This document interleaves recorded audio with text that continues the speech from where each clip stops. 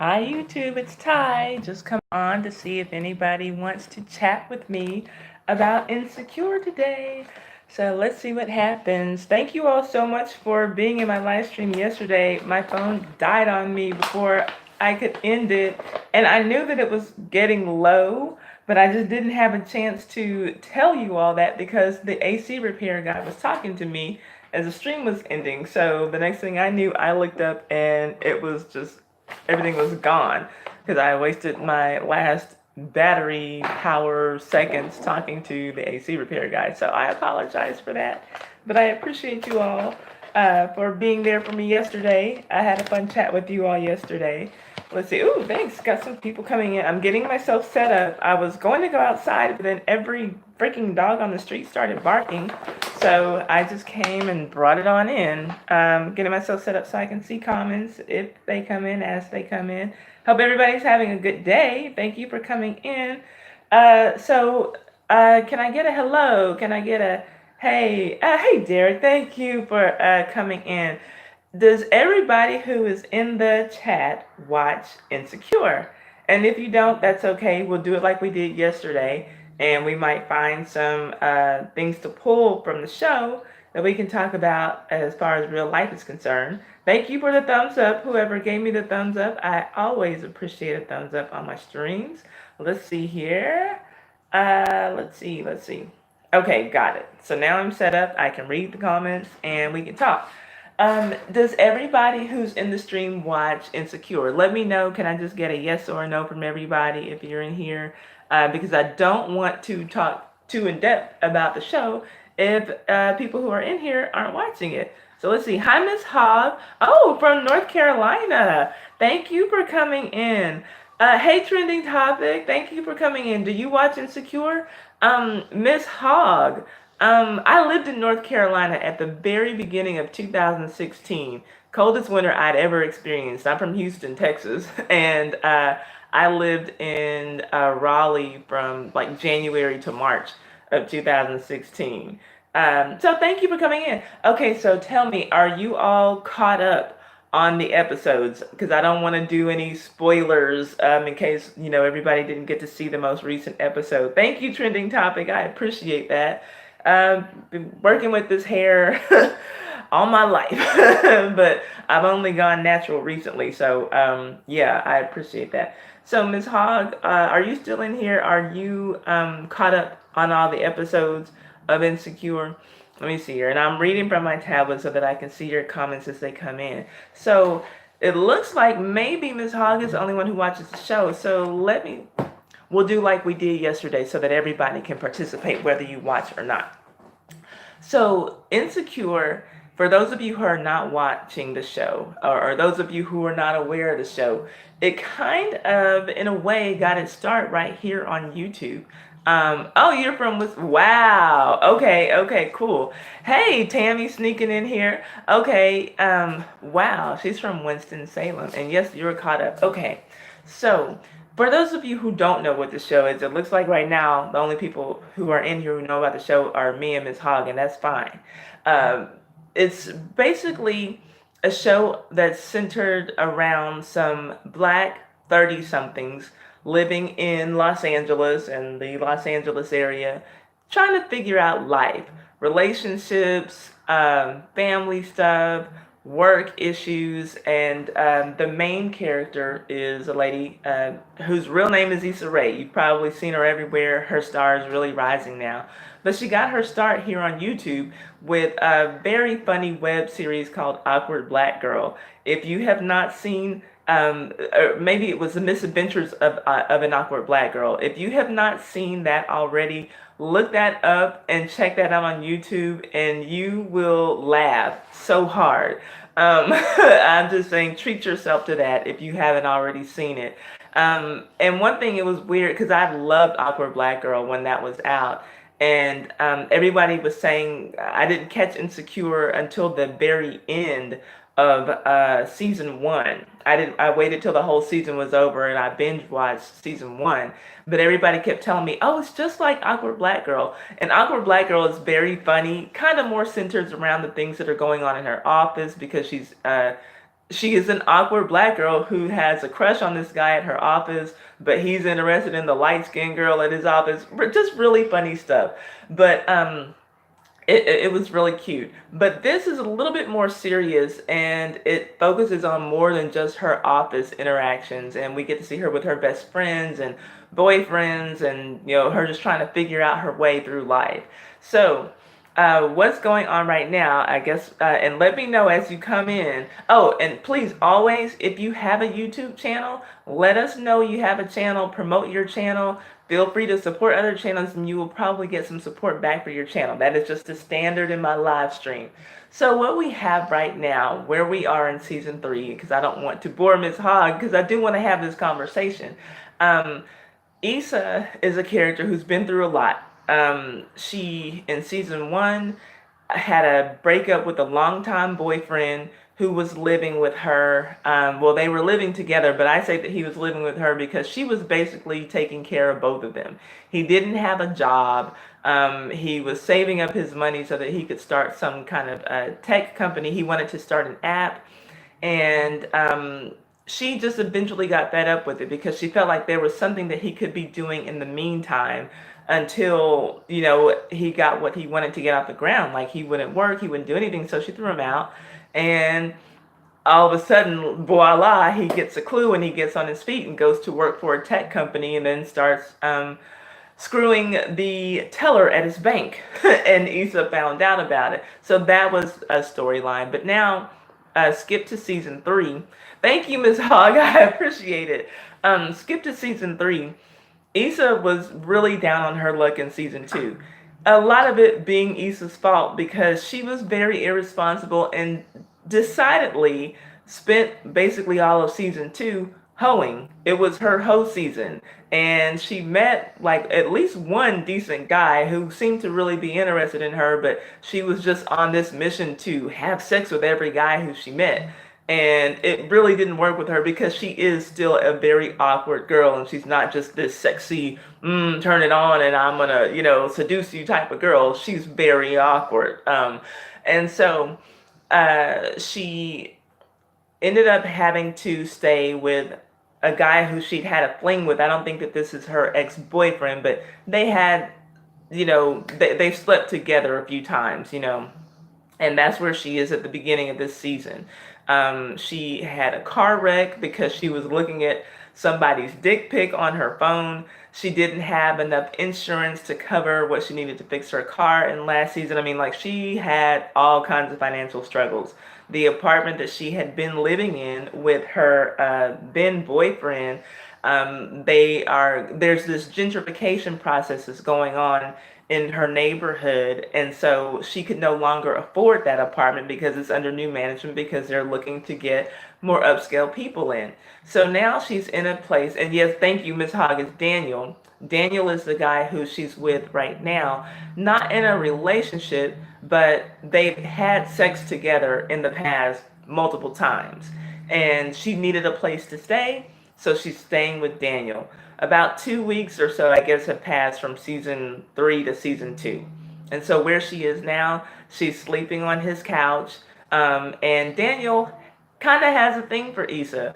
But because he does, he's being passive aggressive with her. And he's making it clear that this, yes, yeah, well, friendship with benefits, I would say, to a degree, but Daniel has another friend with benefits, and that's who he was having sex with on the very first episode of season 1. While Issa was sleeping on his couch, Daniel is banging this girl very hard and very loud in his bedroom.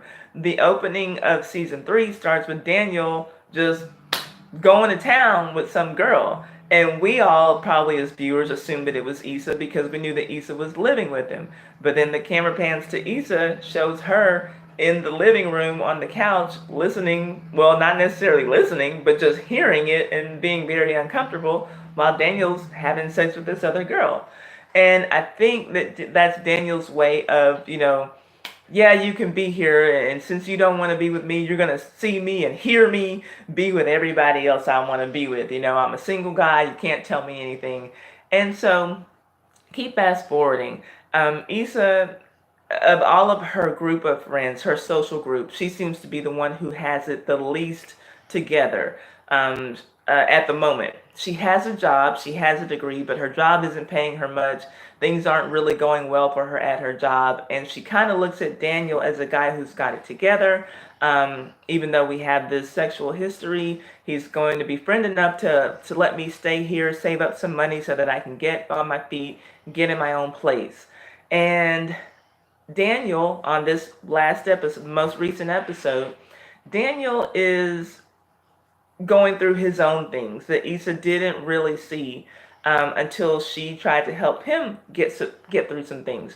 Daniel is a music producer, and he's trying to get hooked up with this rapper who's really hot. Hi, Geraldine. Thank you for coming in.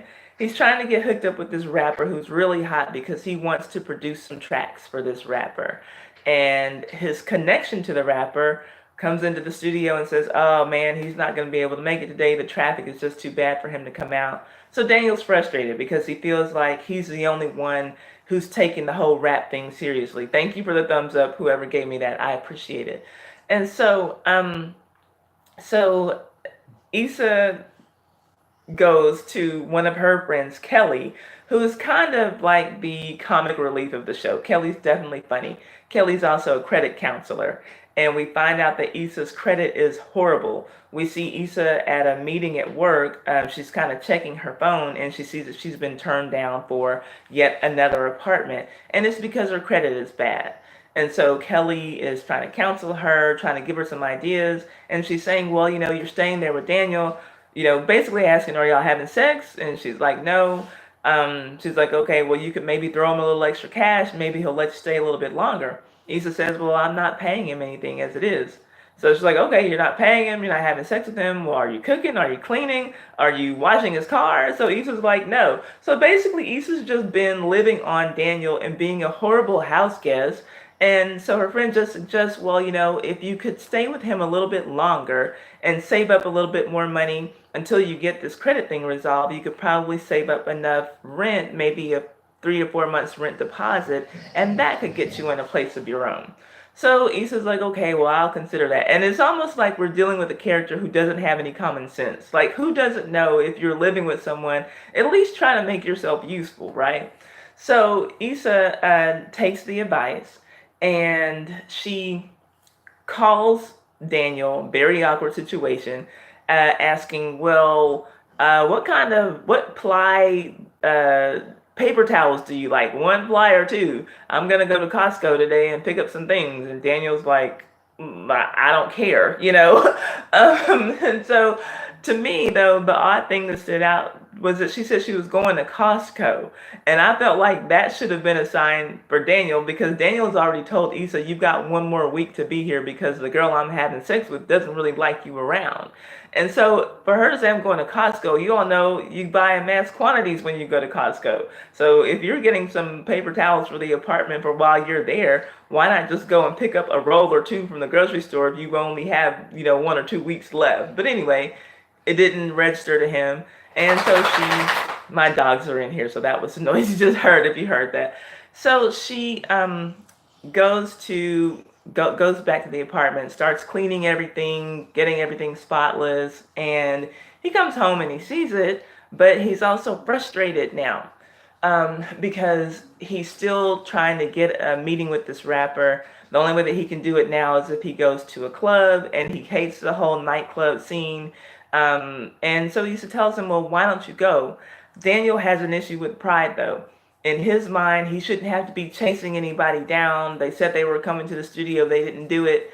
And so Issa's saying, and she points it out to him, like, what, you're too good, to go and get what it is that you want? And so he's like, yeah, but, I just don't want to have to deal with the club. And I understand exactly what he means by that. Club shit happens at the club, right?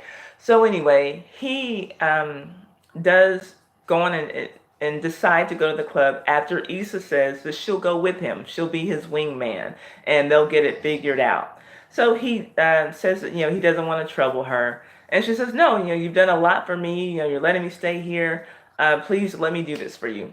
And mind you, now she's already called him and asked him if she can stay a little bit of extra time. He says he can probably give her an extra week, but no, in the long run, it's not going to be a good idea because Vanessa, again, the girl he's been sleeping with, doesn't like it. And that's not true.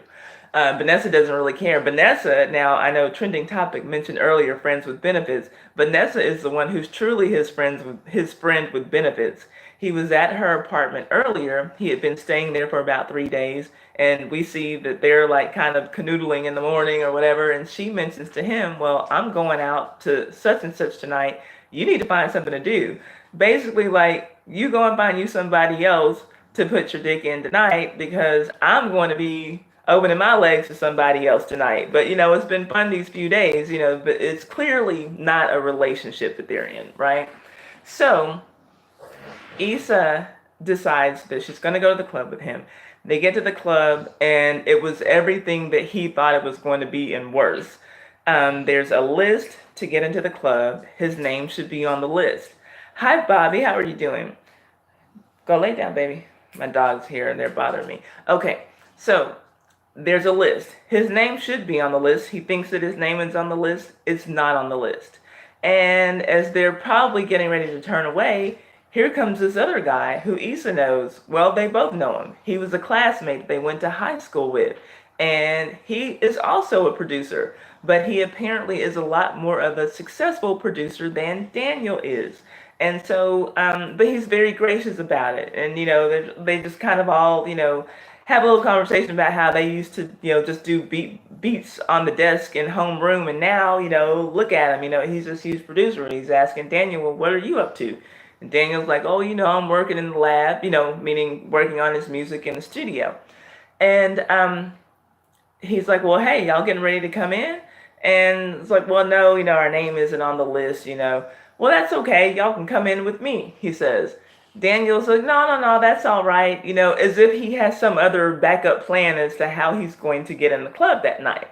And so Issa says, "Well, no, let's go on and go, let's go in with you. We can, thank you, And so they get in the club, and Daniel's still being very prideful, and probably all the more so too because Issa's with him. It can be hard for us, and this is where I'm getting to, where if you haven't seen the show, just a general life thing, it can be hard for us to accept help sometimes when we need it. So, I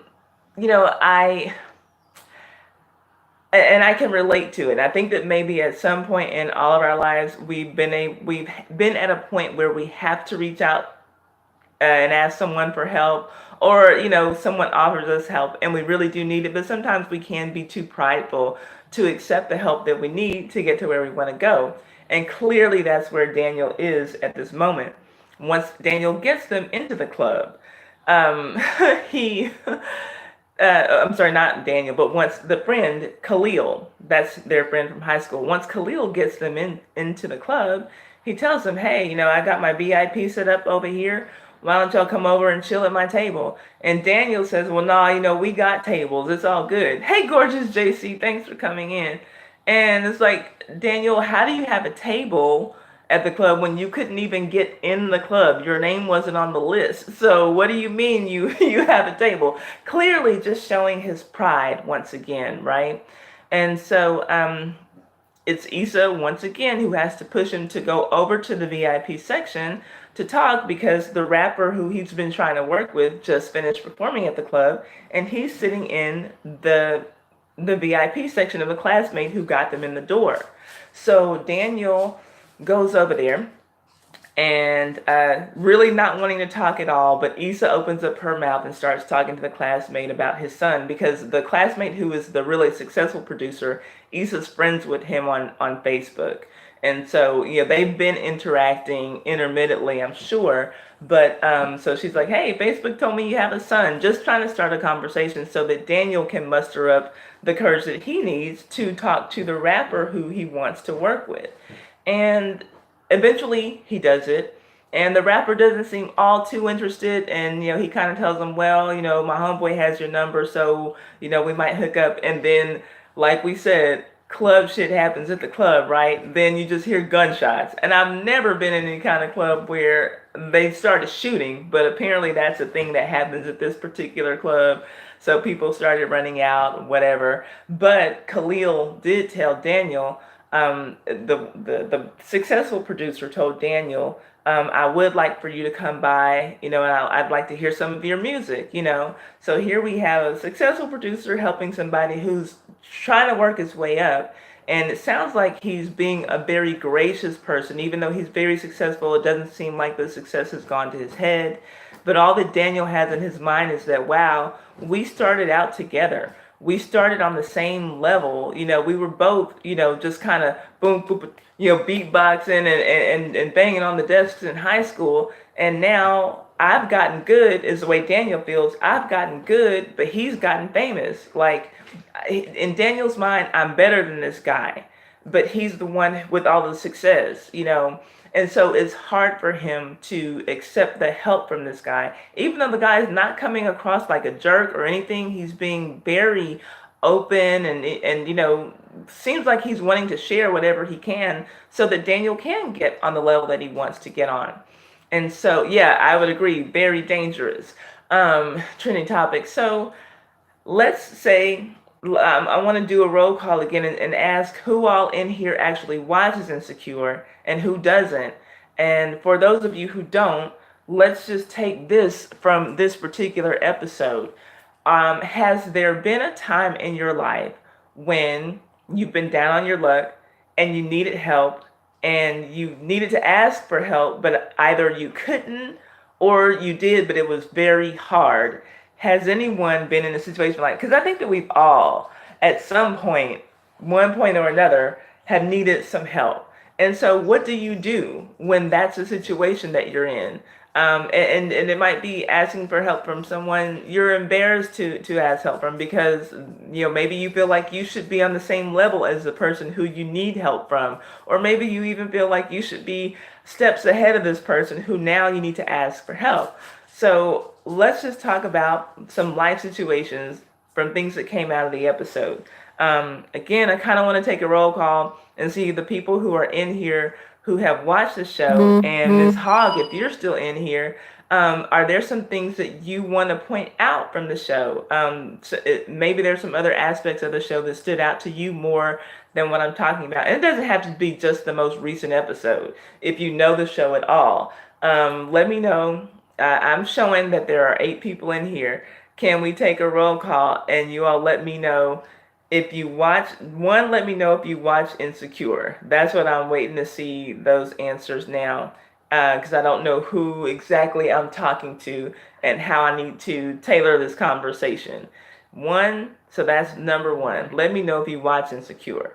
Number 2, then let me know if you've been in a position where it's been embarrassing to ask for help and how did you deal with it.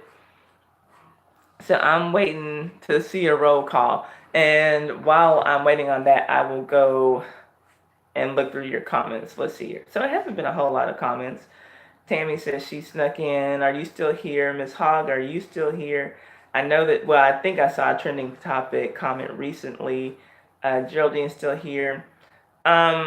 I don't need any more mods right now, Bobby. I will consider it later. I kind of like for my mods to be people I know personally, like who I talk to outside of YouTube. Let's see here. Okay, Gorgeous JC is listening and driving. So I don't know if he watches the show or not, but I appreciate you for listening to me while you're driving. Don't feel the need to to respond while you're driving. I don't want anybody to have any accidents while they're listening to my live chat. Okay, you don't watch the show now, but now you know. You don't watch it, but now you know. Okay, so are you saying you might check into the show? Now, the show that we're talking about comes on HBO.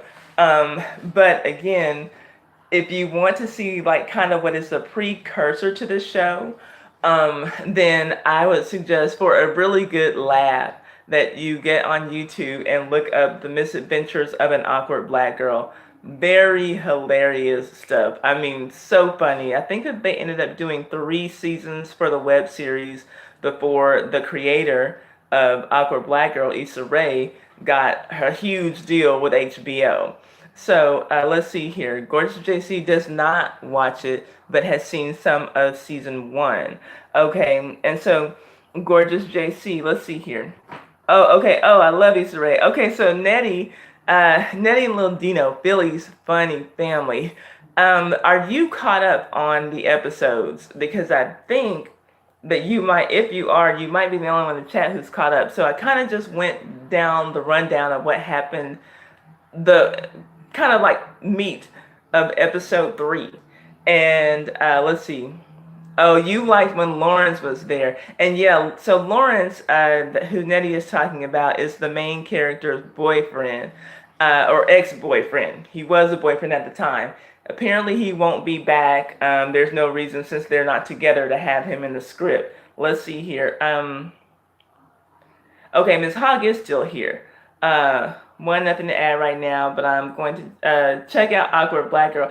Oh, okay, so that's interesting. You watch Insecure and had never even seen Awkward Black Girl. If it hadn't been for Awkward Black Girl, I never would have heard of Insecure. Hey, Spammy, thank you for coming in. Let's see here. Let's see. Okay, so Nettie says that she's falling for her best friend. So you're talking about Issa and Daniel. And I don't know that Daniel's her, because I mean, clearly Molly, the girl is her best friend. And Molly has her own issues. Okay, so okay, hold up. Now Nettie says that she misses Lawrence. Miss Hogg says a lot of people miss Lawrence, the ex-boyfriend. Miss Hogg, do you miss Lawrence? Tell me that. I do not miss her ex-boyfriend. I was really too outdone with Lawrence on the episode where he met those two completely strange women in the grocery store and went to their home and had a threesome with them the night that they met. They already don't really promote safe sex on this show. And so for me, that episode grossed me out. And I was just like done with Lawrence. I was like, no matter what he does, I can't see. Yeah, Jaded Diva. Oh, Rocco, why are you being such a baby? Rocco is putting his head on my leg because he wants attention. You were done with Lawrence at the end. Okay, you're not missing him either, Miss Hogg. Yeah. Okay, so for again the people who aren't watching, we went through 2 seasons with Issa and Lawrence. Pretty much they've been broken up or on their way to breaking up the whole time that Lawrence has been there. Here, lay down. You gotta lay down. Good boy. Here, baby girl. Okay. So sorry. Let's see. So what are y'all saying? Hold up. What are y'all saying? Molly is messing around with the married man. Okay. Yes, he messed up. But I like their chemistry. Yeah, like it was cute. I thought when Issa had that little scene, I guess it was at the end of season 2, where in her mind everything would have worked out with Lawrence, and they got married and had children and all that. It would have been cute, but that's how life goes too, though, right?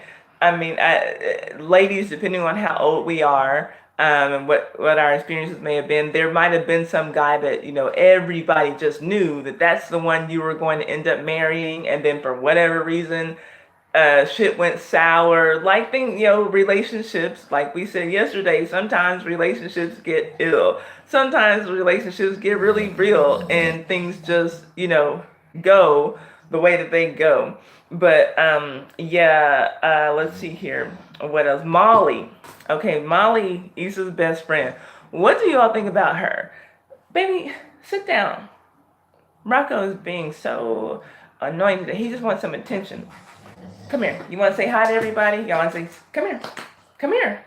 Now that I'm calling him, he doesn't. Come here. Come here. Come here. Come on. Rocco, come here. Give me a look. Come on. There you go. Say hi. Say hi, everybody. My name is Rocco. I'm annoying my mommy today. Now get down. Okay, you're 41. Okay, we're the same age. I'm also 41. So we've had life experiences, and these people on this show, the characters are in their 30s. Molly, though, is Issa's best friend. And Molly and her vagina are exhausting to me. I'm so tired of seeing Molly hop from man to man to man, because it seems like Molly is looking for the perfect relationship, which is what she thought her parents had, until she found out last season that there was a time that her dad cheated on her mom. And that slipped out at a vow renewal that her parents had, like for 30 or 35 years of marriage or something. And so ever since then, it's like that's the excuse. Rocco, go lay down, baby. Lay down. You're bothering mommy. Lay down. That is the excuse that she has given herself for this relationship that she's in. If you all saw in the comments, Nettie said that she's with a married man. So Dro is the guy who she's messing with, who's married. Dro is a friend she grew up with. They grew up in the same neighborhood, and she ran into him again, I think, in season 2.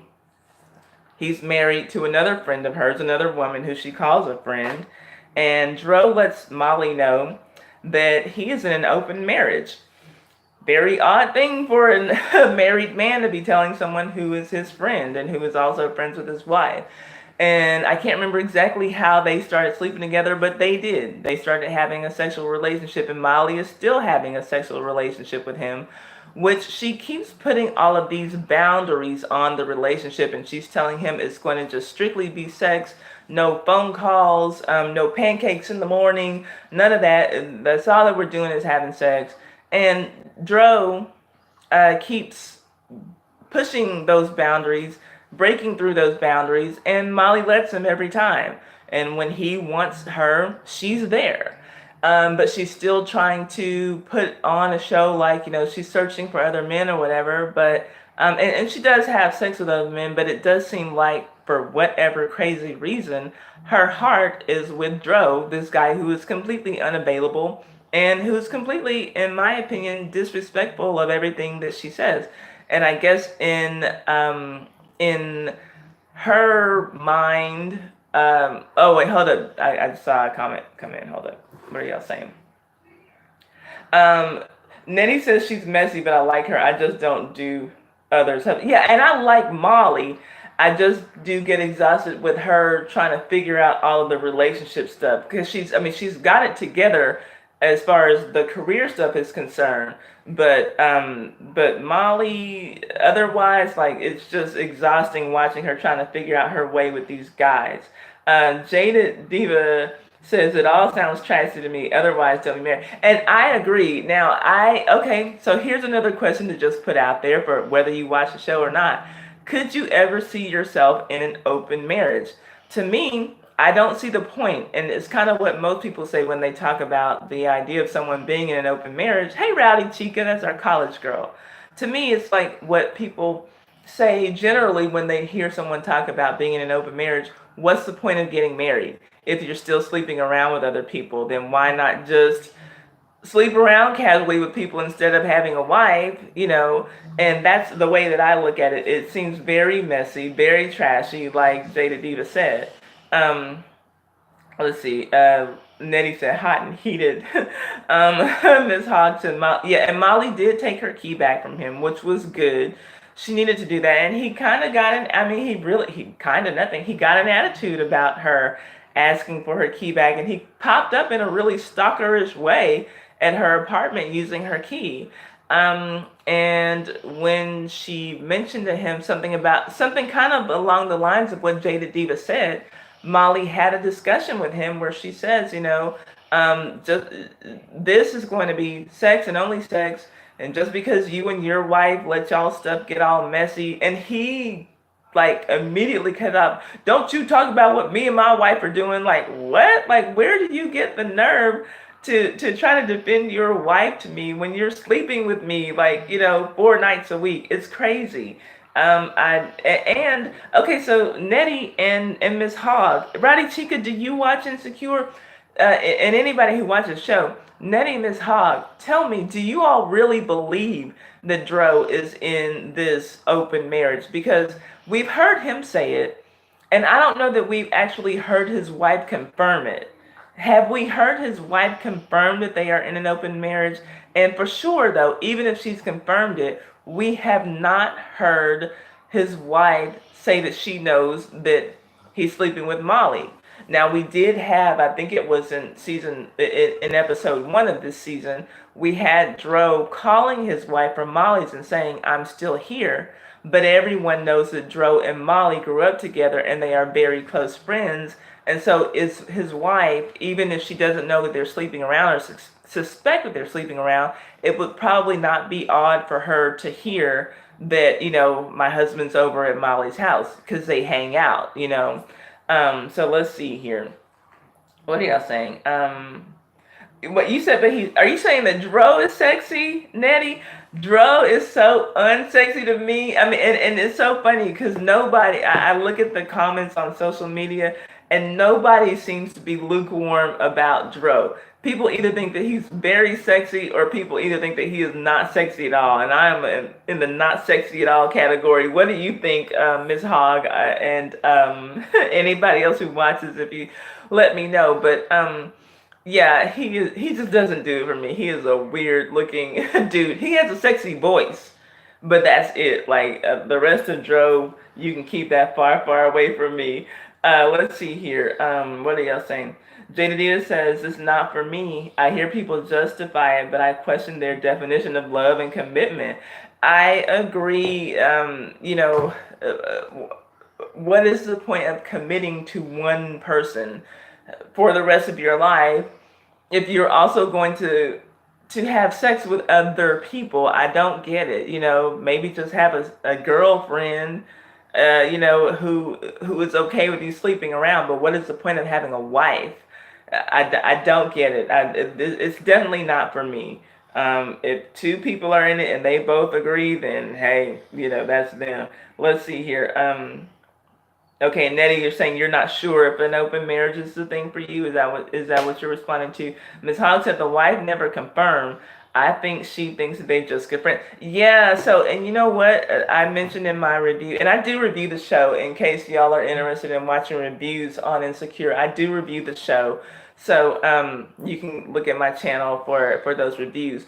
And I asked, I think on the first episode this season, I think that I mentioned that as far as Dro and his wife not knowing that Dro and Molly are sleeping together. And I hope that all comes to a head this season and we figure out for sure, definitively, one, do we know that Dro's wife believes that she's in an open marriage? Is she going out there screwing other people too? And two, that she finds out that he and Molly have been having sex. And I would love to see a scene where Dro's wife beats Molly's ass because Molly has been calling herself his wife's friend too. And if she's sleeping with her husband behind his back, open relationship or not, Molly deserves to have her ass kicked. And so I would not mind seeing that at all. Even though I like Molly, she deserves her ass kicked for this. So let's see here. What else are y'all saying?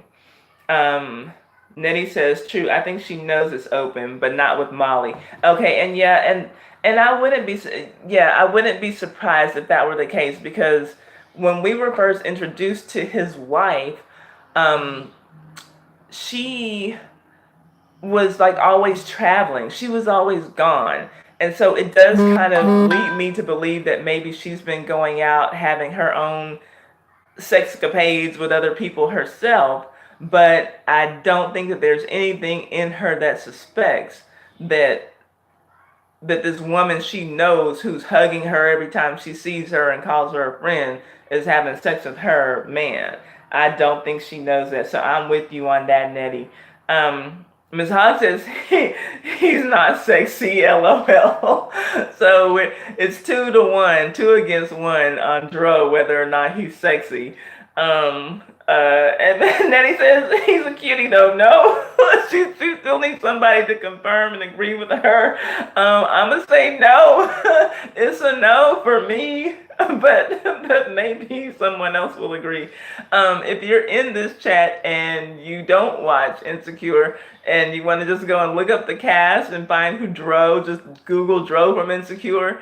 Let's see if we can get some people to agree with Nettie that Dro is a sexy guy. Let's see here. Um, Nettie says, "No, I don't share my man, mama."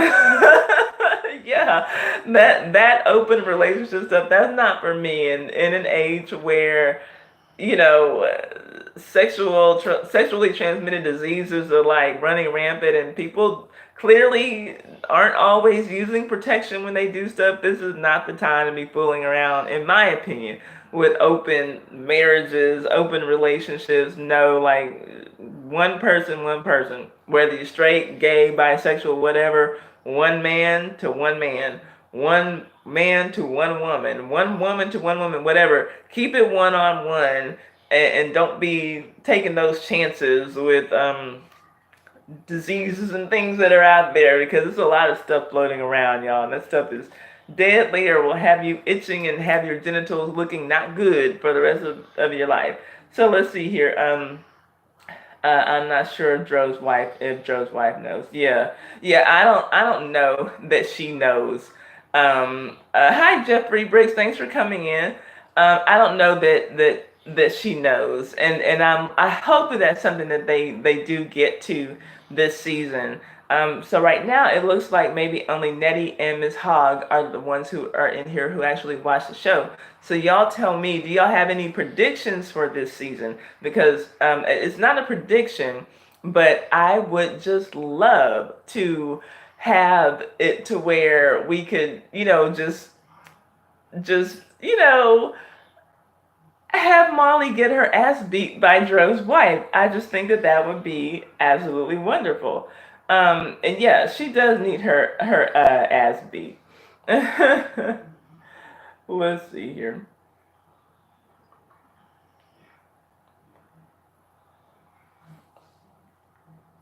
Okay, so anyway, any predictions for the season or anything, anybody? Um, or do y'all, okay, are there other things that happened in the most recent episode or any of the other episodes, even other seasons that you all want to discuss? Or are there some things that you can think of from the show that we can just talk about in a general sense, so that people who don't watch the show can get included in the situation? So I asked the question earlier, maybe it's different people in here now, based on this last episode. Have you ever been in a situation where you needed to ask for help from someone and it was very hard and uncomfortable to ask for the help that you needed? Let's see here.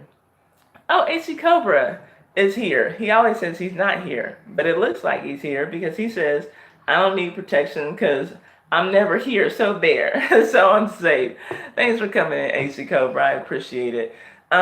So let's see. And I'm trying to think, because this episode, there really wasn't a lot for me to talk about outside of Daniel and Issa.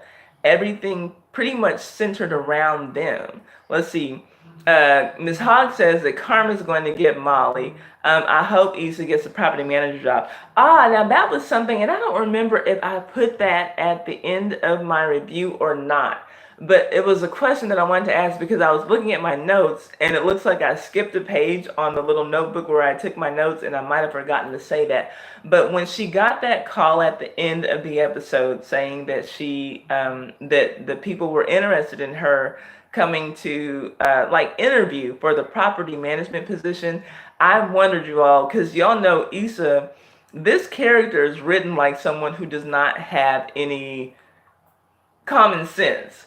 And so I'm wondering now if I hope that Issa makes that call. And I hope that she gets that position so that she can get in a place on her own and get on her own feet.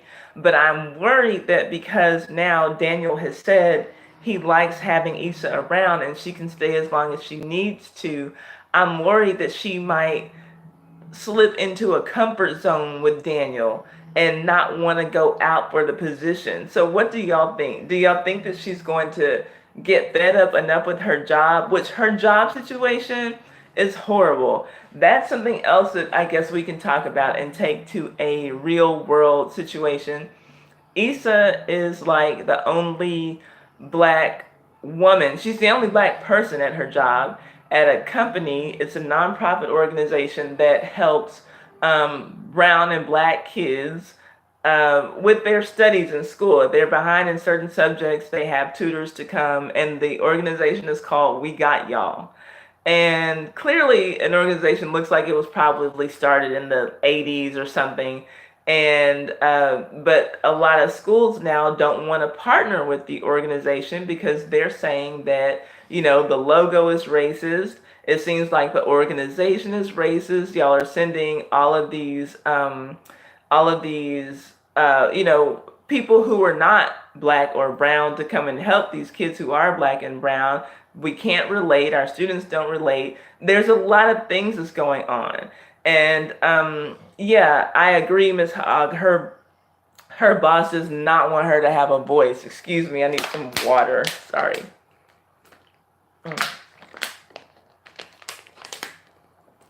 Her boss has made it clear that she does not want Issa to have a voice. And her boss, I think in her mind, has it all figured out. The logo isn't racist because it's a white hand holding up, little black children. It's my hand. It's my hand. So it can't be racist. And so it's just like, wow. In her mind, and she probably might have started everything with the best intentions. She might have started everything with the best intentions, but let's see. Oh, you know what? Thank you for asking, Nettie, and I will do that on the next one because I'm not on my computer, and so I don't even have the capability to do that for you right now. But it's okay. We'll just ignore, right? When I don't have any mods in here, and I have several, but there's just none in here right now, so we'll just ignore. But I appreciate you for asking, and I will remember that, and I'll go back and mod you for my channel. I appreciate you coming in here. Thank you for asking, and that's what I need, moderators for, to catch things like that. I mean, I don't know. Some people are just stupid, so whatever. So I hope, like Ms. Hogg is saying, that Issa does get a new job. This job is not for her. And then when you look at the fact that Issa probably went in the job because she's like, I want to do something to help children. Now she's not even out in the field. So she can't go out and really probably do the work that she set out to come and do there to work in the first place. And then not only that, is not even paying her enough to where she doesn't need a second job. She needs something better. If you're going to have to compromise this much, at least let it pay all your bills and allow you to live comfortably. Like, at this point, it's not worth it, and it's amazing how things can change that quickly. She went from her job, because her rent apparently was so low staying at the dunes. She went from her job being able to allow her to take care of herself and Lawrence, to now where she can't even take care of herself. And that's with her having her job and doing driving for Lyft. So it's like, yeah, Issa definitely needs a better situation for herself, and I'm hoping that somehow she gets out of it. Thank you, Nettie. Yeah, for sure, get a life. But anyway, it's just like, I don't know. Hold on, let me do this. I can do this. There. Excuse me. Okay. So, back to the conversation. I don't know. I want to see Issa in a better situation. And you would think, it looks like, the group of friends she has, I can't remember, it's Kelly and of course Molly. What is the light skinned girl's name? The one who's married and was pregnant last season. Whatever her name is, they're all doing better than Issa, and it seems like she just has this connection of professional people all around her, and it seems like one of her friends might be able to say, girl, I can get you a job here, or, girl, you can come and help me out here, or something. Like somebody would be able to help her pull out of her situation. Now, it was nice that Molly offered to let her stay with her, but apparently, like they said, they had some incident in 2005 where Molly thinks that Issa broke some vase or lamp or something, and he's like, I didn't do it. So, sometimes we have to give ourselves distance from our friends to make the friendship work, and I understand that too.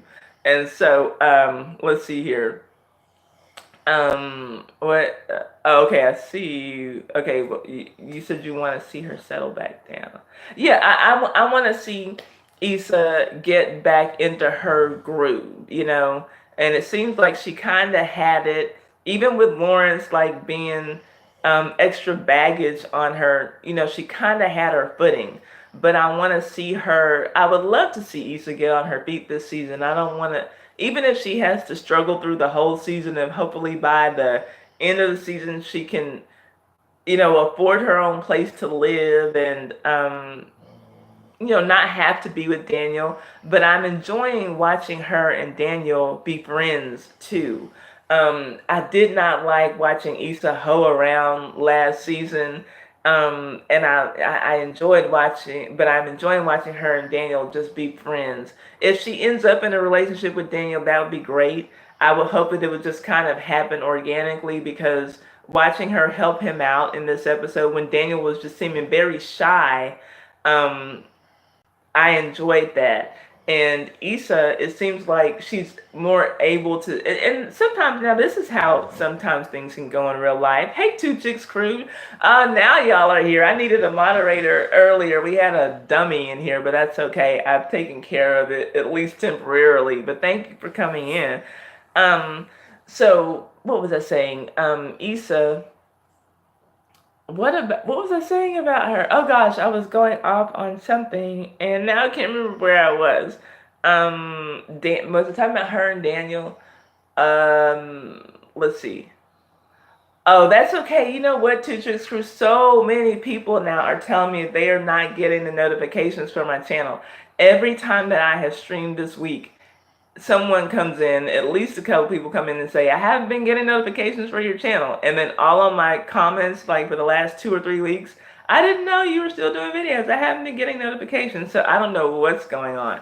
Let's see. Nettie says, yeah, I forgot she was holding Lawrence down. Wasn't she sleeping? Let's see. Wasn't she sleeping with Lawrence before? Okay, are you asking if she was sleeping with Lawrence? Yeah, for sure. For sure she was. Yeah, I mean, that was her boyfriend. I don't know if that's the question that you meant to ask, but yeah, she was definitely sleeping with Lawrence. Um, and let's see, is a gold digger an offensive term? Yes, Wolverine Scratch. I think that it is to gold diggers. Like, it doesn't personally offend me because I'm not one, but gold diggers probably find it offensive. Let's see here. Hold on. What are you saying? Nettie says, yes, her and Dan together, her and Dan together naturally. Yeah, I like watching her and Daniel and watching their friendship. Oh, that's what I was saying.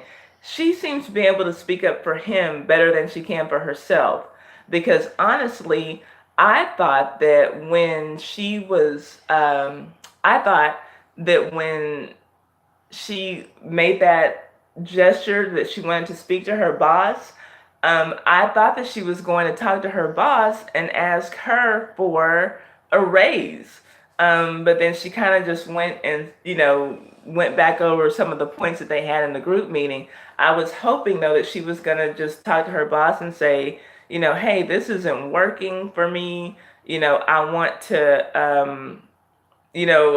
want to do something differently, or if I'm going to be here, I'm gonna need, to be paid when I'm worth this. That's what I thought. I was hoping that she was going to have that conversation because Issa needs some more money.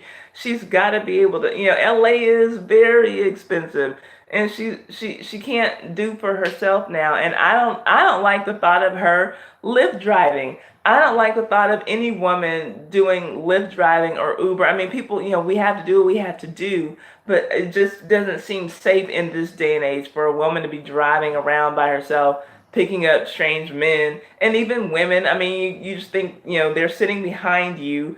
Anyone could come up, behind you and do anything. You hear all the time about things happen. Not all the time, but you hear enough stories about things happening to people who are Lyft drivers and Uber drivers and even food delivery people. I recently heard a story where some pizza man was shot to death because some kids, called ordering pizza and they wanted to rob him. I'm like, he's a pizza man. He doesn't have that much money to begin with, but like, was it worth this man losing his life because he might have had, $95 cash on him? So I don't like Issa, the idea of her driving around, LA by herself. I was glad to see Molly go with her, but still, it's like that's two women. So that's not necessarily, a safe situation either because, I mean, we saw what happened when the two guys got in there. Thankfully, one of them had some brains and, beat the other guy up. But yeah, let's see here. Daquan, that is not what we're on today. Thank you for coming in. But we had a live stream like about that about what happened in the nail salon no, not Brooklyn. Yeah, that was Brooklyn. Flatbush, right? That's Brooklyn. But we're on a totally different subject today. But thank you for coming in.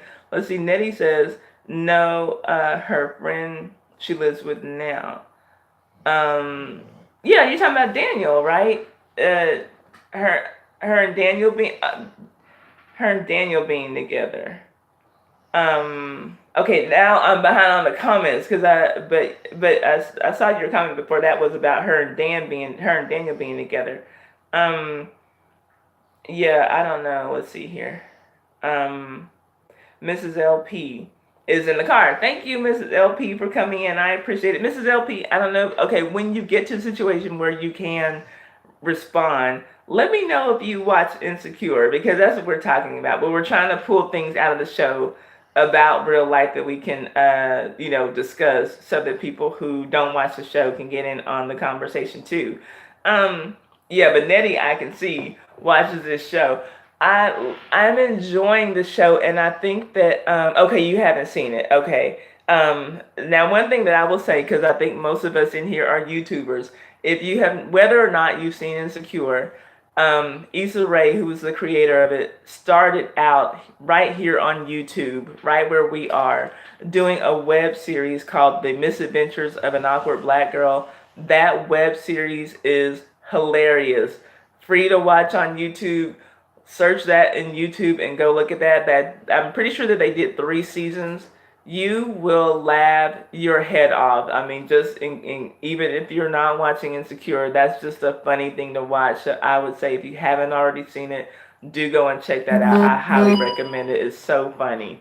Let's see here. Okay, you're about to start watching Insecure. Well, we don't want to ruin it for you. You're probably, I guess, going to binge watch it from season 1 and get caught up. But I think that you'll enjoy it. It's a really interesting show. And I think, like, I'm 41, and the people on the show, they're in their 30s.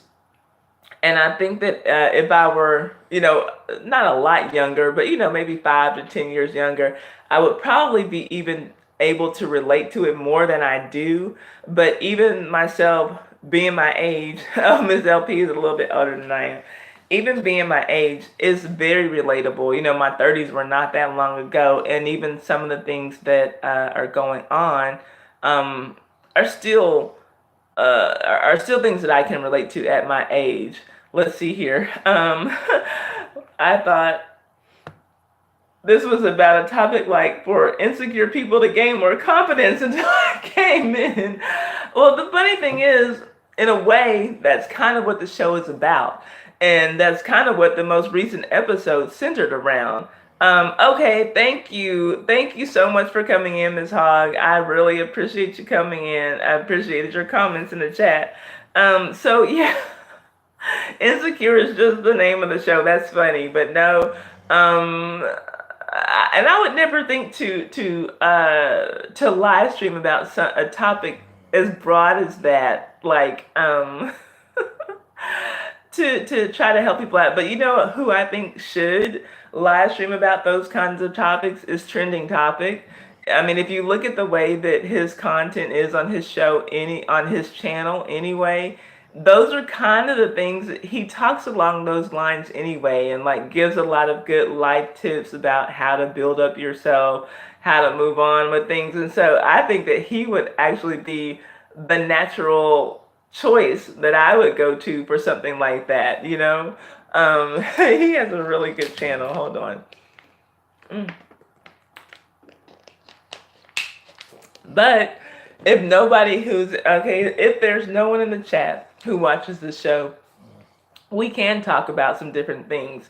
And I can, like I said, like I did yesterday with Love and Hip Hop, try to pull things out of the show and just relate them to real life for the people who don't watch the show, who still are kind enough to come to my chat and discuss something that that they don't even watch. So I appreciate that. So that's why I try to figure out a way to get everybody in the conversation. And so what happened on the most recent episode, Two Chicks Crew, is that without giving the whole background of the show, we have a character who is in a situation where she's trying to save up some money so that she can move out on her own.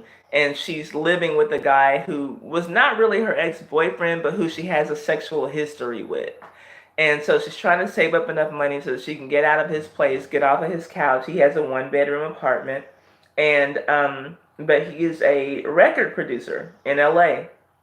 And he's trying to get his name out there and get bigger and be able to work with really hot artists and everything. He wants to be like a big time record producer, but he's small time right now.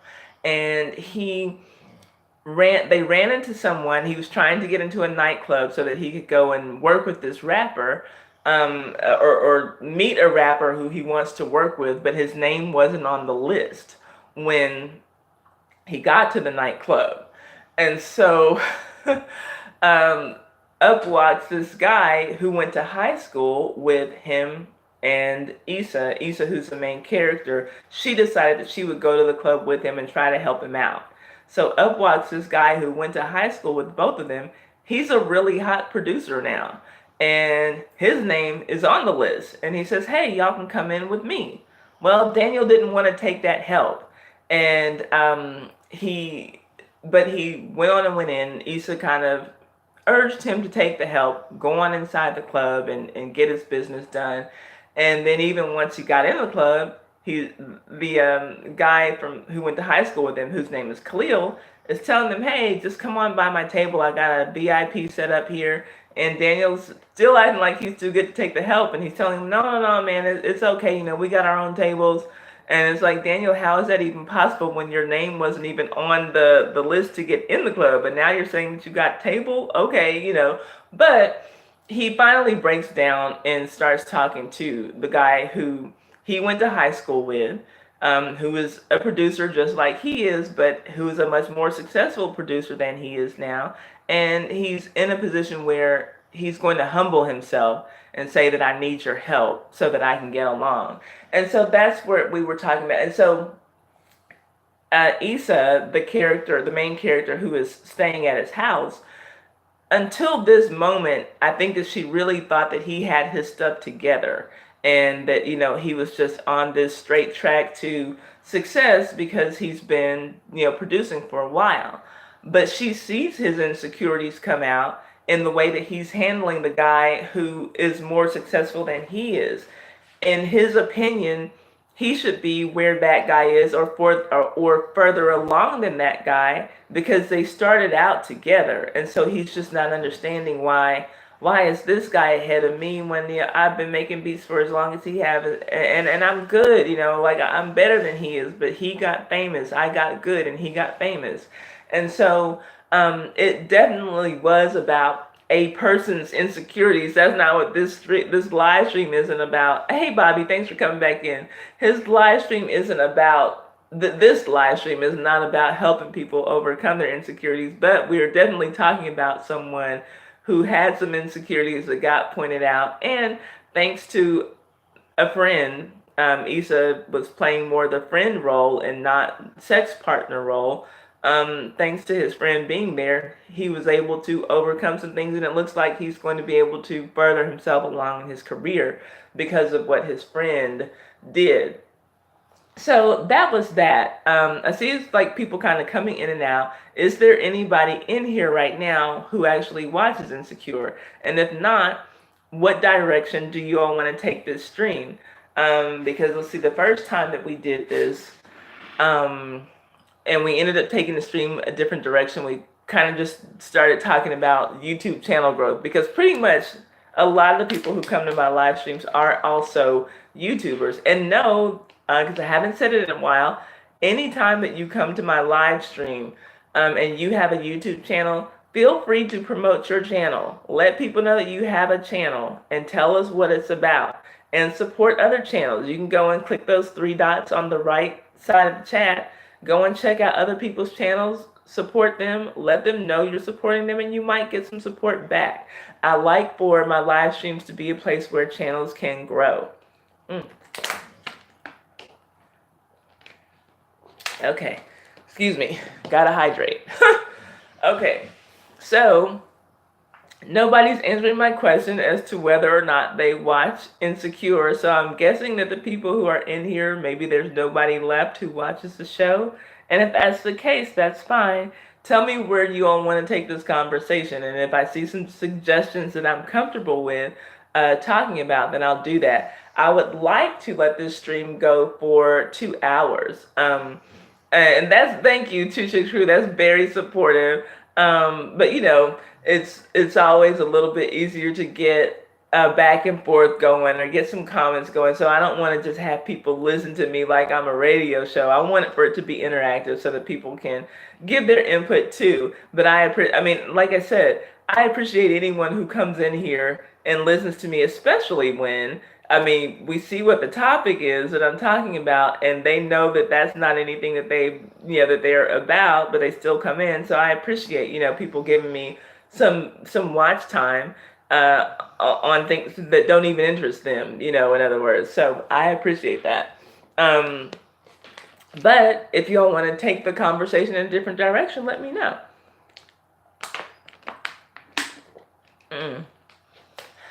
I have two. Okay, and I saw that I just had like a little blurb where I was gone. Okay, so excuse me. Yeah, so in case you didn't get that, I have less than 8,000 minutes to go to monetization, and I don't know how many hours that counts up to, but anyway, like I said, about 8,000, well, a little less than 8,000 minutes to go the last time I checked. So I'm pretty close. I'm getting there, and debating on thank you, 26 Crew, and I've been doing that for other channels as well. And if I do, how are you on your watch time? I should ask, because I can do that for you as well. Does anybody in here, do we need to run some playlists so that people can get a little bit closer to their goals? Let me know. But thank you, I appreciate that. And I'm looking forward to the day when my subscriber count is kind of more on target with what I think, well, when my viewership is kind of more on point with what I think that where my channel should be based on my subscriber count. I'll put it like that. Let's see. Awful. LOL, we have to get more on top of going live regularly, but we're trying to get, okay, well, do y'all have playlists set up? I'm guessing that you all do. Well, whether you do or not, I'll go and watch some stuff on your channel. I'll set my computer up, and I'll be sure that I do my part to help too, because you all are some of the most supportive people I see in the YouTube community, and so we need to do what we can to help y'all. We can't just take and take and take and never give. That's not the way it works, and that's not the way that we all grow together. So I will definitely do that for y'all as well. Okay, yeah, I figured that you all had watch lists. Yes, we do. For each type of videos, we do basically have to vamp them. Thank you. Oh yeah, no problem. Because like I said, I see you all helping out everybody. I see it on YouTube and I see it on Twitter, and I'm not everywhere, but I. Oh, thank you, Daquan. Daquan did the math. Let's see. I have 133 hours and third left to go. Thank you for letting me know that. From 4,000, that's not bad. So I'm in the home stretch. And Daquan, I appreciate the comments that you've been posting, but I wish that you could have been in my live stream when I streamed about what happened at that nail salon in Brooklyn. Because that's exactly what we were talking about when I did that live stream. And so I'm just trying to kind of stay on topic here, but right now, trying to make this stream 2 hours. So I have 50 minutes to go. So let me know if you all want to take this conversation in another direction, or do we just want to talk YouTube stuff, YouTube channel stuff? What about, okay, tell me this. What creative ways are you all coming up with to make money on your channels outside of the money that you would get from Google AdSense? Let's see here.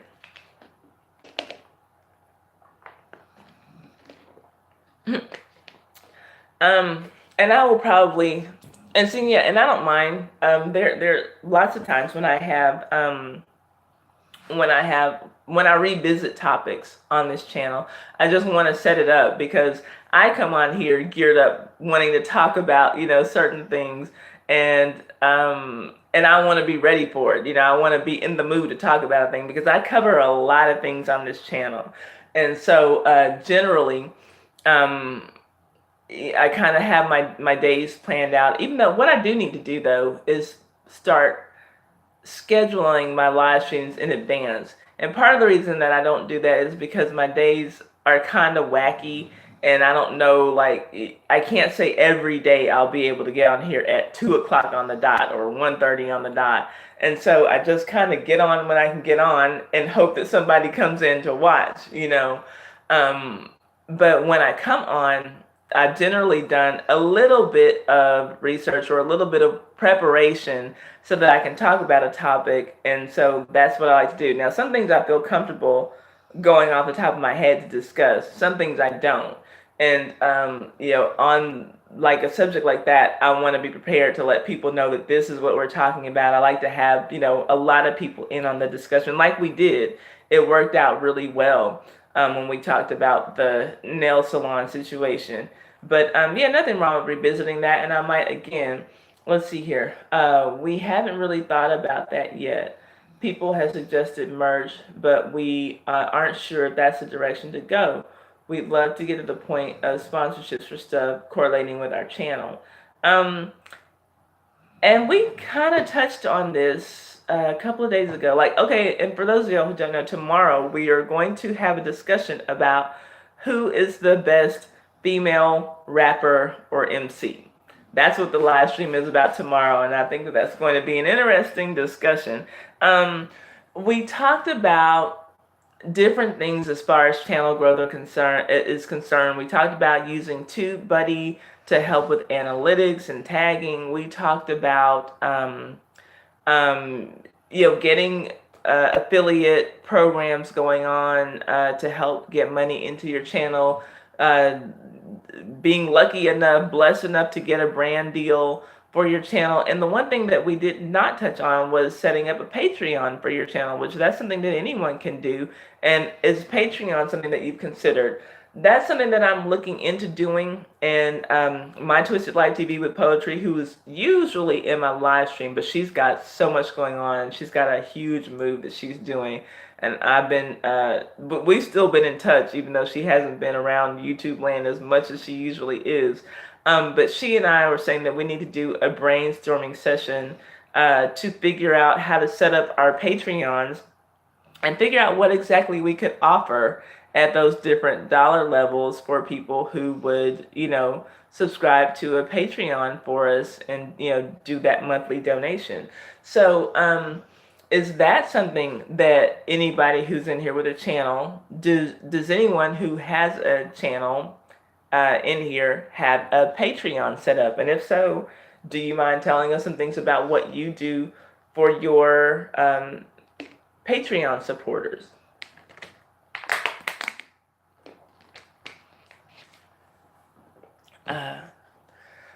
Let's see here.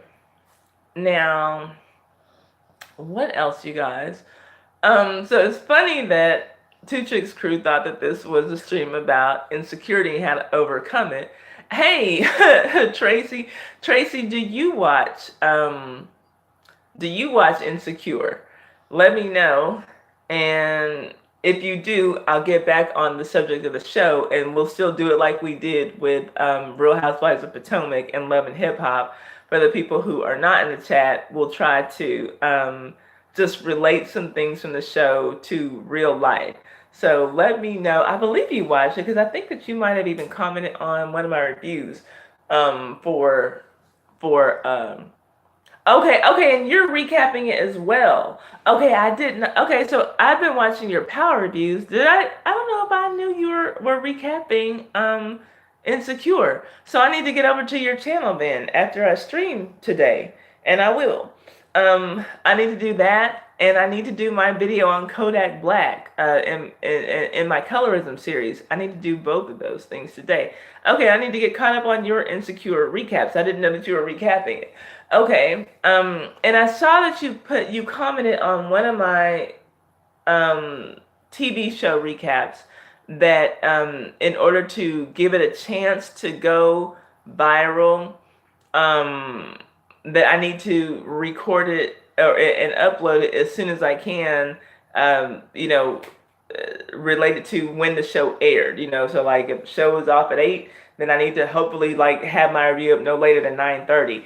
And that's something I'm going to have to change my ways about doing. That's one reason that I like it, reviewing Power, because I watch it, when they release it on the app, like at midnight, and I don't have to wait till Sunday night, 9 o'clock or whatever, to watch it. And because I don't like staying up late trying to work. I'm definitely more of a morning person. So, but I guess if I'm going to be recapping shows, I need to, change that about myself. Not all overall, because it's only like maybe 3 shows at the most that I'm ever going to be reviewing at any time. But yeah, it would behoove me, and I realize that it would behoove me to get on the good foot after the episode is over and go on and get those reviews up. He said, right, but I think YouTube suppresses the early power reviews. Yeah, and it does seem like that too, because I'm like, man, this is not as helpful as I thought that it would be. So I don't know, like what to do. But yeah, I'm going to keep doing it the way that I'm doing it, because I'm not going, or maybe I can, hey, Will's World, thank you for coming in. What's going on with you? Do you watch Insecure, or are you just being kind and coming in and chilling in the chat with us? I still got to do a story time on my little gift from Colorado. That was wild for me. I don't smoke, I don't drink, I don't do anything, but I got, a gift of edibles from Colorado from a friend of mine, and that is definitely worthy of a story time video. You do watch Insecure. Oh wow. Okay, so this is going to be interesting. And Tracy, in here, review from Tracy's Point, she reviews the show on her channel, and I do too. So if you want to see reviews on the show, check out her channel. I want to, and Tracy's a really good reviewer, a good show reviewer. So this will be interesting because I want to have a man's point of view. And I don't know a lot of, I know that there are men who watch the show, because I watch, I watch people live tweeting the episodes. But yeah, I kind of, and everybody's saying, they want the longer episodes, and Issa's, she says, 30 minutes is all that she wants. That's all that we're ever going to get. And that's fine with me. But tell me, Will, did you watch last night's episode? Because for me, what I saw in last night's episode was a very insecure and vulnerable man in Daniel. And Issa, I think, thought that Daniel had it all together. Issa probably feels like the least together one out of everyone in her social circle. And I think that watching Daniel kind of fall apart because he didn't get the meeting that he wanted to get at his studio with this rapper he wanted to work with, obviously that was working his nerves. And he's telling her, well, I ain't chasing nobody down, like how she imitated him in the kitchen when he did that. And then Issa, who also seems to be very insecure, it's like she could do for Daniel what she could not do for herself. Yeah, exactly. And I can't remember seeing Daniel. I don't know. Was he in season one? For sure, he was in season two. Um, but it seems like Issa's not able to speak up for herself, but to get Daniel in the club, and lo and behold, here's this guy who they all went to, all three of these are ex classmates from high school, and they said, they went from beatboxing on the desk to, now both of these guys are producers. And so now it seems like Daniel, he saw Khalil, who was the other producer's name, and was just kind of thinking to himself, like, wow, like we really started out at the same time. I should be a lot farther along than I am, and maybe even in Daniel's mind, he might be thinking I should be in a better position than even Khalil is in. And so he couldn't take, him allowing him to come in when Khalil says, "Hey, y'all not on the list. Y'all can just come in with me." And so Daniel's like, "No, no, it's cool. We got it."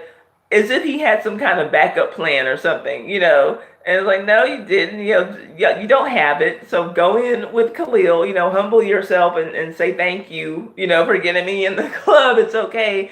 And because Khalil was very gracious about it all. He was a really nice guy about it. And he wasn't like being braggadocious and like, oh, you're still, down here. Like, man, you need to get on my level. He wasn't like that at all. And so when they get in the club and Khalil is saying, hey, I got my VIP set up. Y'all come by my table later. And Daniel's like, no, it's cool. We got tables. How, Daniel? You didn't even have a way to get access into the club, but now all of a sudden you have tables. Like, stop it, Daniel. Like, just his insecurity was just showing all over the place, and so I was asking, like, putting the question out there for people who don't watch the show. I think that it's kind of something that we can all relate to on some level. At some point in our lives, we've been at a point where we need to ask someone for help. And it might be like that we're asking someone for help who we feel like we should be in a better position than. Like I should be in a position to help you.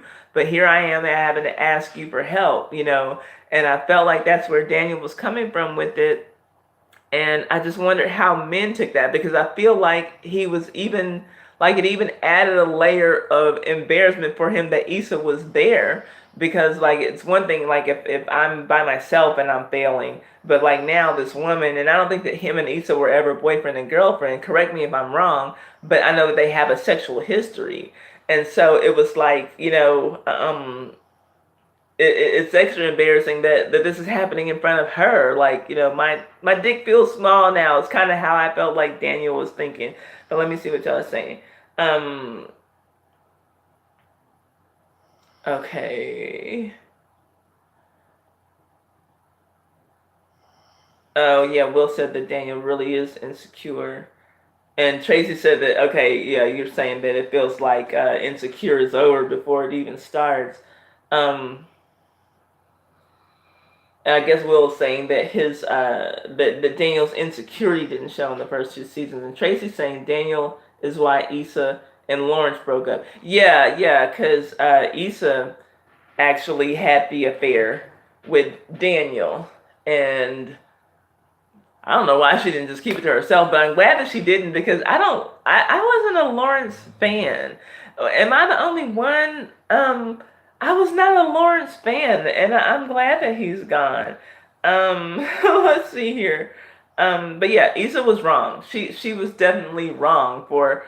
She should have ended the relationship before she had sex with Daniel. If she knew this wasn't where she wanted to be, or even if she didn't know, you don't go and cheat on your partner. Lawrence is your guy. Lawrence is a lot of guys' guy. What is it about Lawrence? And I'll tell you, okay, I did not mind Lawrence until that episode where he picked up where those two strange girls picked him up in the grocery store and took him home for a threesome with no protection. I was just like, ugh, like that episode was too much for me. The sex scenes on this show are ridiculous. But I was just like, Daniel, come on, and obviously, yeah, I don't have a problem with it being an interracial thing. Yeah, it was okay, the girl that he worked with or whatever, but that was just like so nasty to me. I was done with Daniel. I'm like, he's got to have diseases. Let's see here. Um, Tracy says Daniel is very representative of a lot of creatives, and I agree. I agree with that. That there's no other. I don't even need to add anything to that. Oh, Will said I was like that in high school. Never wanted to ask questions in front of the class. Wow. And I think that's so sad because I think that a lot of kids are like that. But at least like that's something. So you're saying in high school, so it's something that you've outgrown now. But yeah, it's sad. I mean, a lot of people are just shy. But sometimes, shy to the point where like it hurts you, because sometimes you need to know things. But yeah, I mean, I've seen it. I've seen it. Let's see here. He's a what? Lawrence is my guy. What was it about Lawrence that you like so? And you like Ghost from Past? Will, are you trolling me right now because you like all the fuck boys on the TV shows that I watch? Are you trolling me right now? It's funny. Now one thing that I will say, if we're gonna take it to Power about Ghost from Power, is that I do feel like Tasha could have avoided a lot of the heartache that she's experiencing right now if she would have just been a wife and followed her husband when he said, I want to get out of the dope game now. And Tasha was being a hood rat and like, no, I enjoy you being the biggest dope dealer in New York. Like you wouldn't be going through all this stuff right now if you just supported him in getting out of the game. But she, I guess, enjoyed being a drug dealer's wife. I don't know. So yeah. But other than that, after that, Ghost is trash. But you know what? Tasha's trash too, which is why they have trash as kids. Well, one of the kids is gone. Tyreek is trash, and this little 8-year-old, 9-month-old girl they have is trash too. So anyway, let's see here.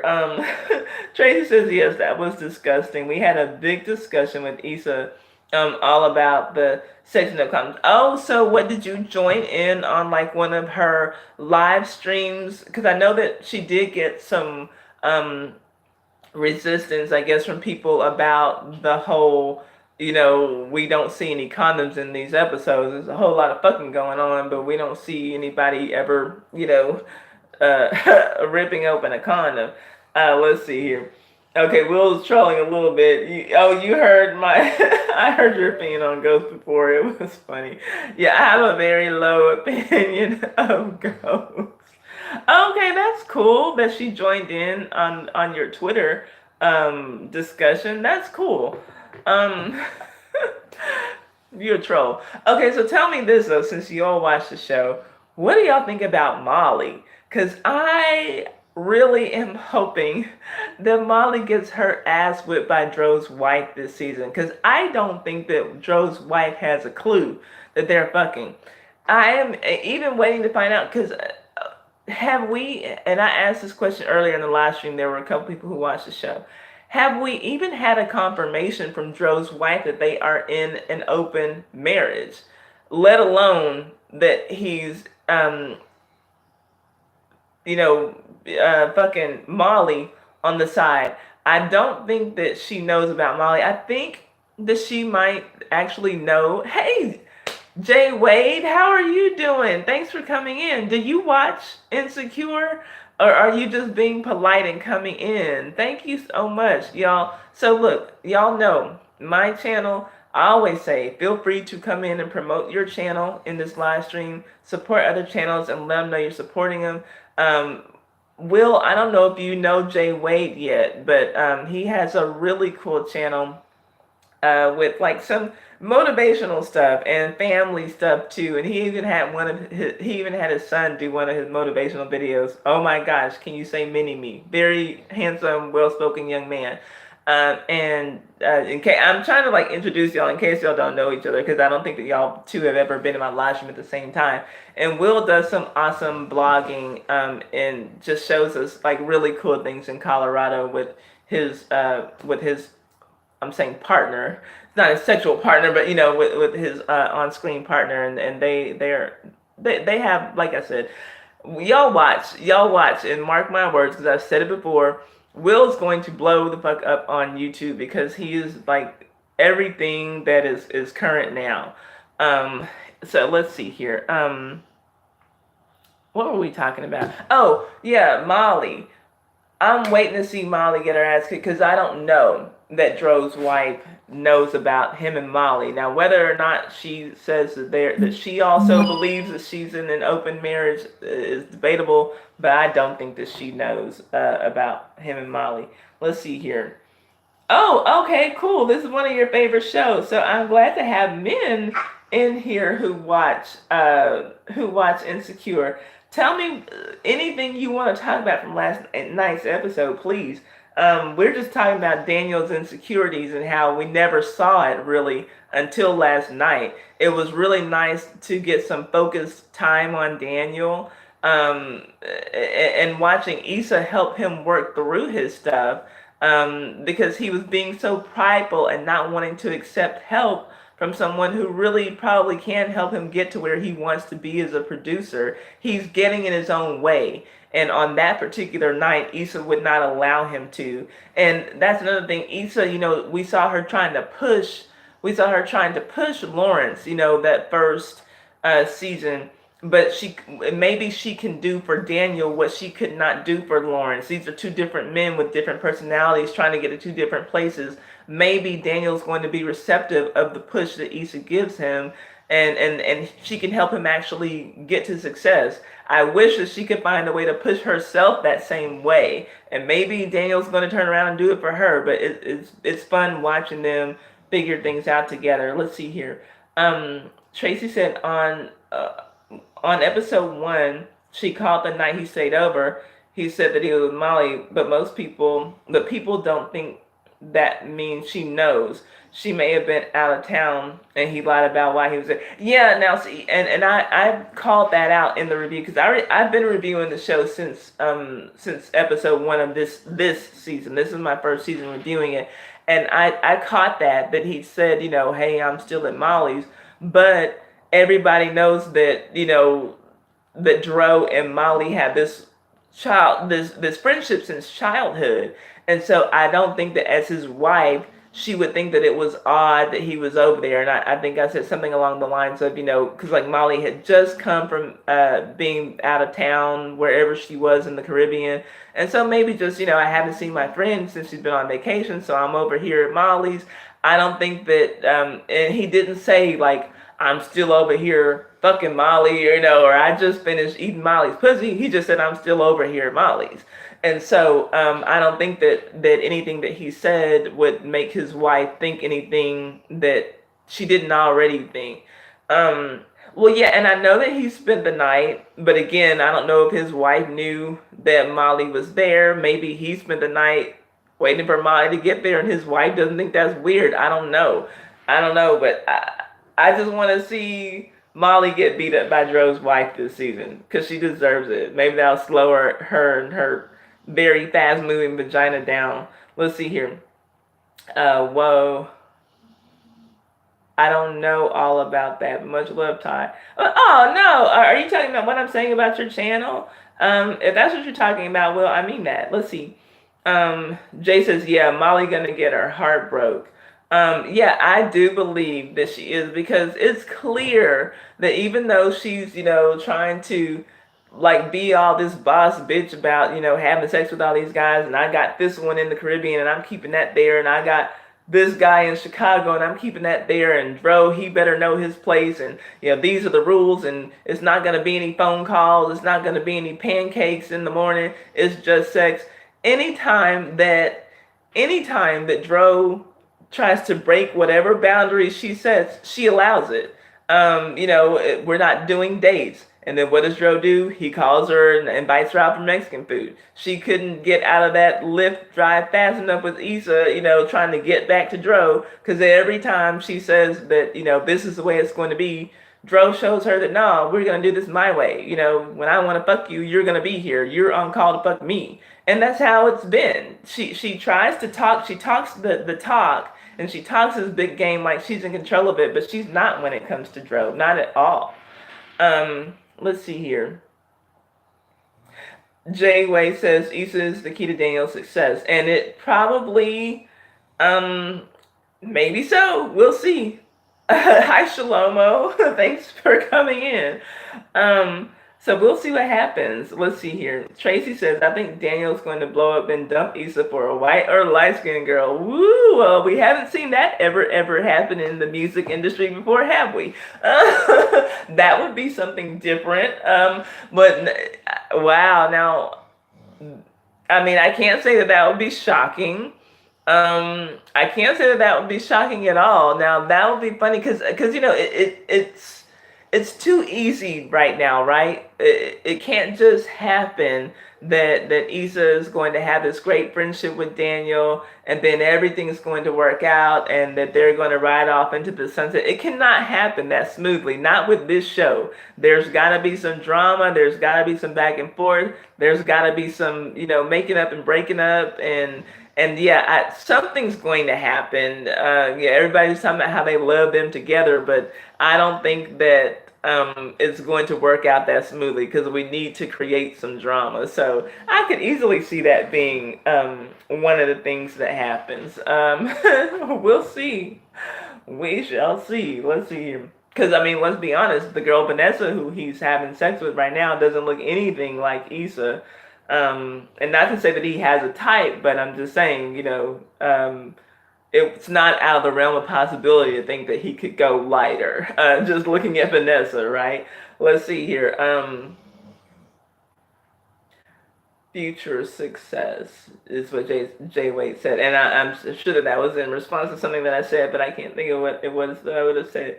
Okay, and Tracy's talking about he spent the night talking about Dro. Okay, we've dealt with that. Yes, she has a very fast moving vajayjay. She does. I think that her vagina moves a lot faster than her brain when it comes to these men. Now it's funny, because at work she's got it figured out. She's in control, but when it comes to these men, Molly just loses her ever loving mind. Let's see here. And Shlomo said, "Damn right." Will's World says Lawrence is gonna make a comeback. You think that Lawrence is going to come back later? I wonder. Actually, who I would like to see Tasha make a comeback. And there would not be any reason for them to write her in back into the script. Now, you all know, though, in real life, the drama that's going on with Tasha and Dro got Tasha pregnant. In real life, Dro, the actor, the man who plays the character Dro, got the woman who plays Tasha pregnant. And Dro has a girlfriend in real life. And she found out on social media, the way that we did, that Tasha was having Dro's baby. So he is living this open relationship thing out in real life. But yeah, in real life, that lady who played Tasha, I think that I don't know, has she had the baby yet, for anybody who knows? Has she had the baby yet, or is she still pregnant? But yes, that happened. That is a real thing. So, that could be dirty if they bring her back. I guess his girlfriend probably wouldn't like that, but yeah, she got pregnant from him. I don't know what's going on that set, but yeah. Let's see here. Yeah. Okay, Tracy and Jay Wade both said Lawrence is done. Yeah, unless it's like going to be several, and I don't know how many seasons we'll actually have of this show. I would say unless it's going to be several seasons down the line, I can't see him coming back. But you know who I do miss is Lawrence's friend who would talk all the trash, and like the one who was like pumping him up when he was getting ready to have a threesome. Like, yeah, I wish that they would bring him back because he was really funny. And I wish that there was some way, like I hope that like if Issa gets his property management position, that we're able to that she finds that her neighbor who was the gang member, that he has moved to that complex, because I miss seeing him, the one who was talking about the bouch and everything. The blood. I miss seeing him. I would love to see him again. So we gotta find a way to bring him back. Let's see here. Yeah, man. Will said, "Dang, drove dirty on screen and up." He is, with his funny looking self. Okay, so tell me. I mean, okay, y'all are guys, and sometimes men can say, well, men will easily say if another man is ugly. They won't necessarily say if he's attractive. They'll be like, I don't know, he's a guy. Like they're blind all of a sudden when it comes to men. But Joe is very funny looking to me. I don't see what it is that Molly sees in him. He has a sexy voice, but Dro is a funny looking guy. I don't know what it is that Molly sees in this guy. He's just a weirdo. It's so weird. I don't understand her attraction to Dro. Let's see here. Yeah. So anyway, my troll is back, y'all. So let's see here. Okay, the baby was born on or around May 23rd. Okay, did you happen to see a picture of the baby? Do you know if it was a girl or a boy? Tracy, thank you for getting on that Google for us. Give us the tea. Hmm.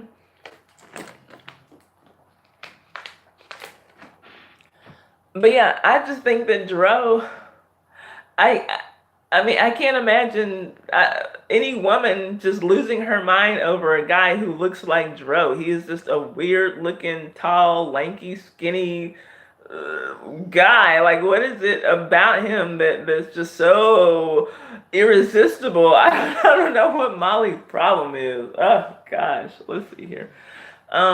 Maybe it's just their childhood memories. I don't know. Um, and I just got a low battery thing. So I'm going to let this stream go for an hour and 45 minutes. We're at an hour 41:50 right now. So we just got a few minutes left. So is there anything that y'all want to talk about? Oh, did my tags come out right this time, Tracy? Because I did tags when I set up this live stream. And I did notice that one of the first people to come in the live stream was someone who I'd never seen before. Her name was Miss Hogg, and she came in from North Carolina. So did I do it right? Because I can't, well, let me see. I don't know if it shows up on my tablet or not. Oh, well, I'm in the chat, so I won't worry about it.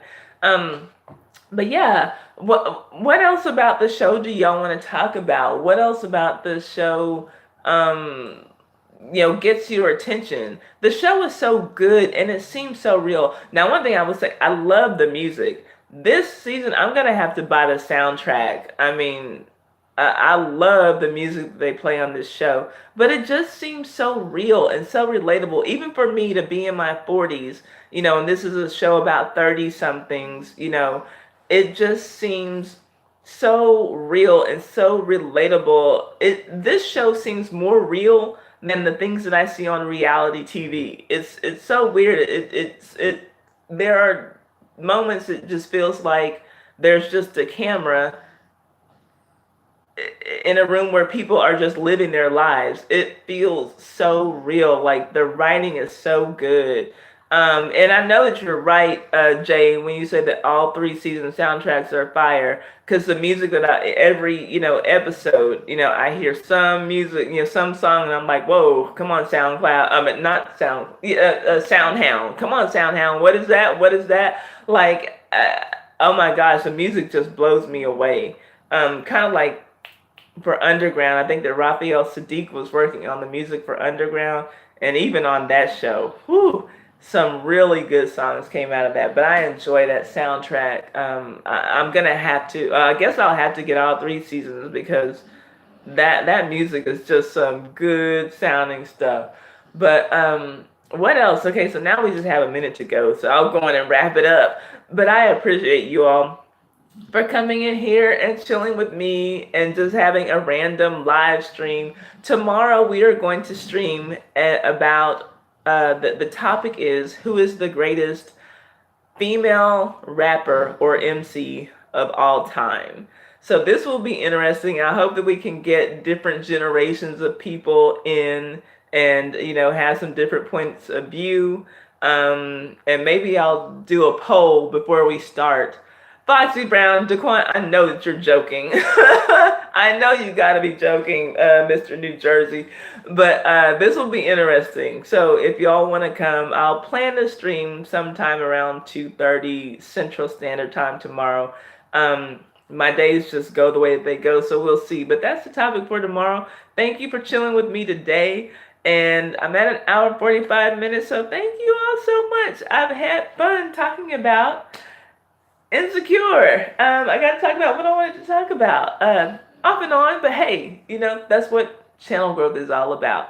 So I appreciate y'all. I hope that y'all have a great day. Il Nana.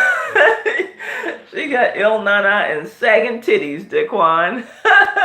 But anyway, I appreciate y'all, and we'll just take a poll, and we will have a very unscientific poll, and we will decide who is the greatest female MC of all time according to this channel. I love y'all. Y'all have a good one. And thanks, Will's World. I appreciate you. And I'll be over at y'all's channels as soon as I can get by.